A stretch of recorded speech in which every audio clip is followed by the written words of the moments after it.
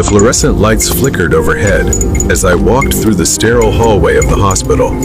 I had worked here for years, the smell of antiseptic and the beeping of monitors ingrained in my senses. But lately, something felt different, something that always sent a chill down my spine.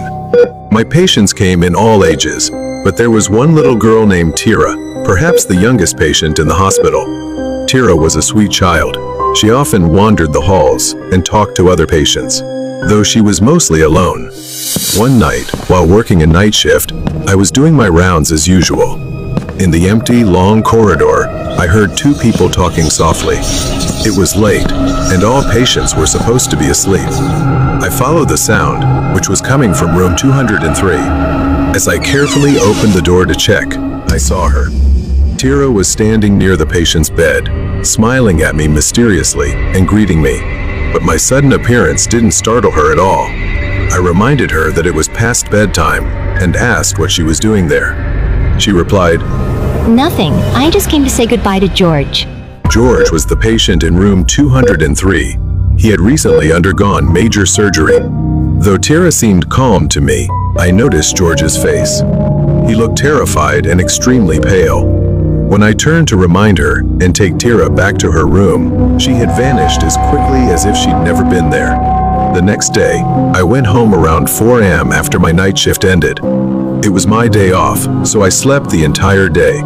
When I returned to work and walked past room 203, I thought about checking on George. But when I opened the door, I found a different patient, and I was informed that George had passed away the previous day.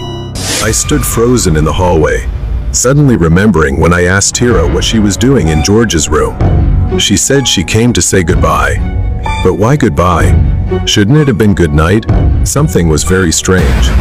Every time I encountered little Tira, I would find her wandering the empty hallways at night, talking to someone or entering a room. At first, I was skeptical, but I noticed that her presence seemed to coincide with the moments just before a patient passed away. Could she possess the strange ability to know when someone was about to die?